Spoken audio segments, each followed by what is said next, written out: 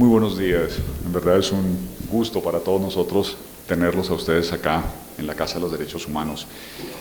Con el saludo a la doctora Paula Gaviria, alta consejera para los Derechos Humanos de la Presidencia de la República, quien se hace presente en representación del señor presidente, al doctor Guillermo Rivera Flores, viceministro del Interior, al señor Todd Howland, representante del Alto Comisionado de las Naciones Unidas para los Derechos Humanos, a la doctora Consuelo del Río, directora nacional de Promoción y Divulgación, a los miembros de las Fuerzas Militares y de la Policía Nacional que hoy nos acompañan, a todos los funcionarios de la Defensoría del Pueblo, a los amigos y amigas de las organizaciones sociales que se preocupan por los derechos humanos y en general al país que nos sigue, porque hemos de insistir en que el honor es para nosotros de tenerlos a ustedes aquí.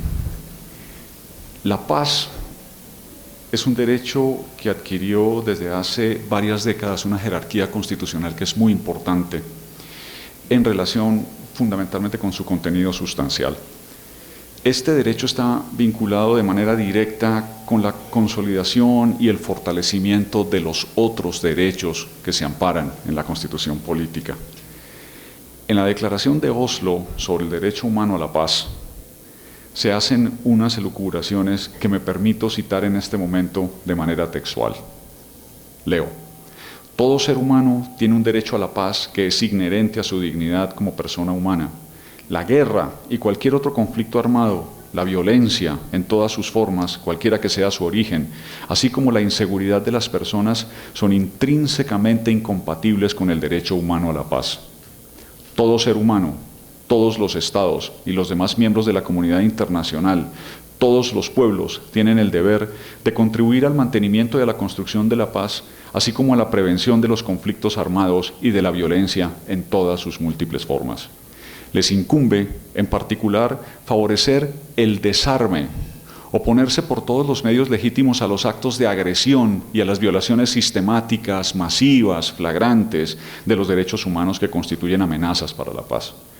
No obstante, en esta declaración se recuerda, en uno de sus apartes finales, leo, que las desigualdades, la exclusión, la pobreza pueden conducir a la violación de la paz interna. Los estados tienen el deber de promover y fomentar la justicia social, en especial, mediante una política adecuada encaminada al desarrollo humano sostenible. Hablar de paz entonces y de paz sostenible nos lleva a pensar en los tiempos que tenemos para su construcción. Y lo hacemos considerando que los tiempos requeridos para superar las guerras son siempre superiores, dedicados a lo irracional de los conflictos, a matarlos los unos a los otros, a la destrucción de la infraestructura, a la crueldad, en donde el hombre muestra esa particularidad negativa que se tiene en ejemplos muy amplios, no solo en Europa, sino en África, en Asia, en América también. Y esta destrucción de los tejidos humanos que sustentaron las sociedades donde las guerras se desarrollan. Para un país que sale del conflicto con casi 60 años de problemas, con 60 años de duración en una etapa muy extensa, nos costará muchos años de esfuerzo colectivo reconstruir la paz. Desde esta perspectiva temporal, entonces, debemos prepararnos como Estado, pero también como sociedad civil, para enfrentar el reto que nos viene, porque la paz empieza a construirse a partir de este momento. Los momentos iniciales serán trascendentales, así es. Impulsaremos el desarrollo de una estrategia a mediano y a largo plazo, y en este primer periodo tienen un papel central los funcionarios públicos, nacionales, territoriales, locales, demostrando una transformación muy importante en su manera de pensamiento y en su manera de actuar. Y en nuestro caso, como organismo de control, la Defensoría del Pueblo lo tiene claro. Los partidos políticos dispuestos a comprometerse con la democratización del país, las organizaciones sociales defensoras de derechos humanos, tendrán que contribuir con toda su experiencia para generar nuevos imaginarios de paz.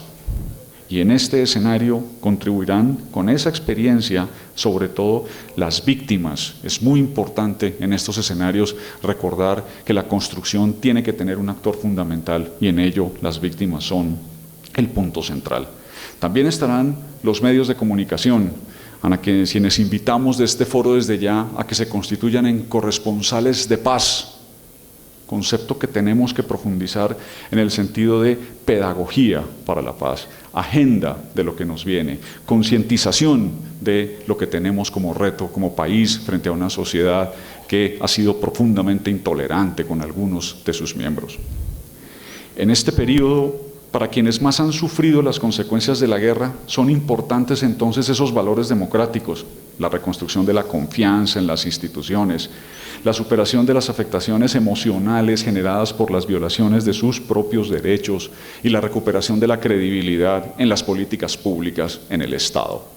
Como en pocas ocasiones, la gente tiene desconfianza del Estado, la gente tiene desconfianza de las instituciones. Por esto es fundamental que la legitimidad de las políticas que se vayan construyendo nazcan de la participación efectiva y permanente de las víctimas. Y en ello, las comunidades vulnerables, así como aquellos que decidieron abandonar la violencia organizada, tienen que ser escuchados y juegan, como hemos insistido ya por segunda ocasión, un papel central.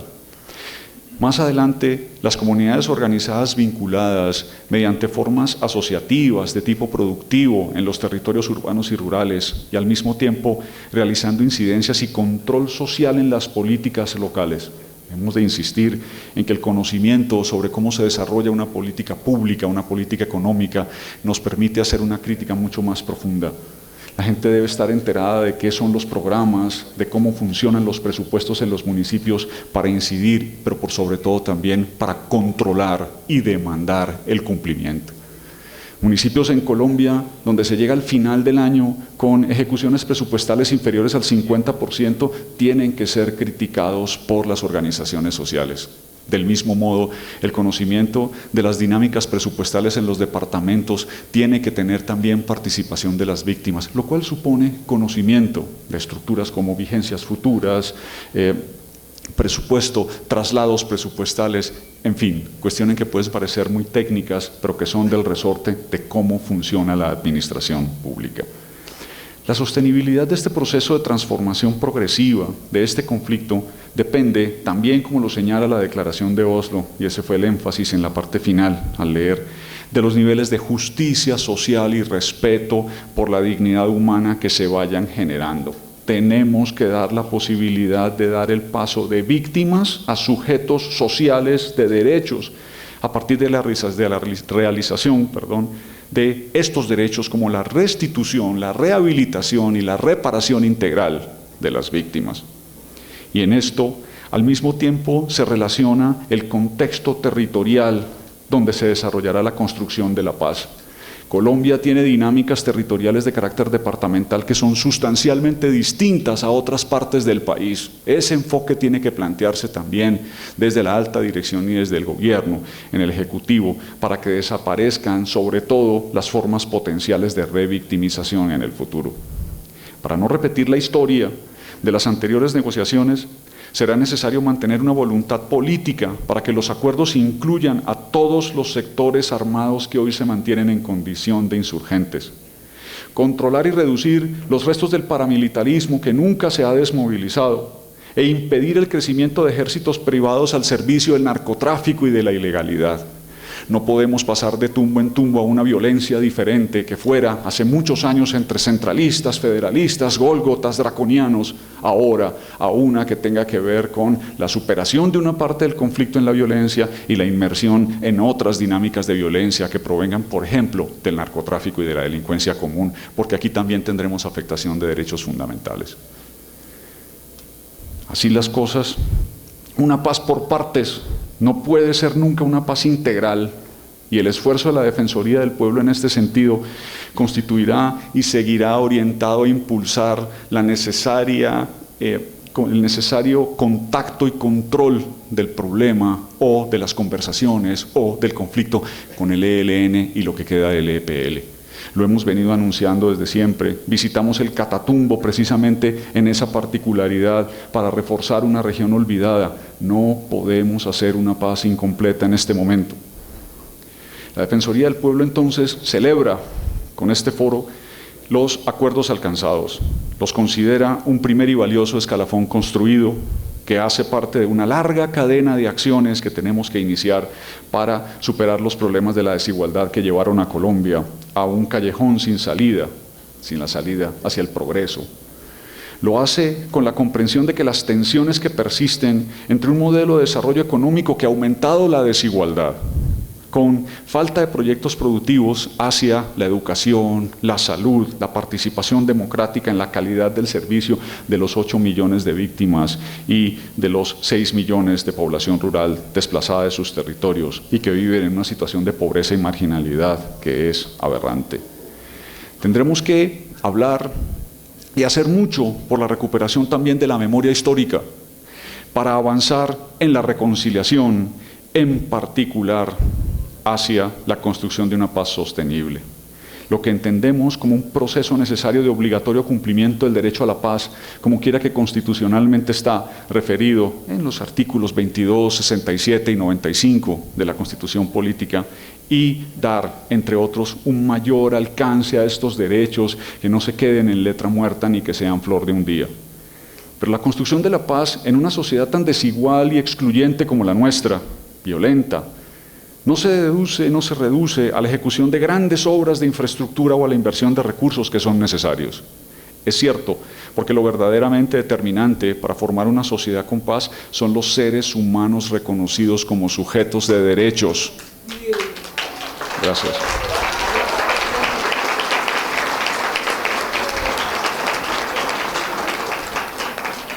Y ese derecho en toda su diversidad, con capacidades para reducir las asimetrías del poder, y el elemento que los consolida y reconstruye como sociedad solidaria y trabajadora, son los saberes para resolver las necesidades individuales, pero también las colectivas.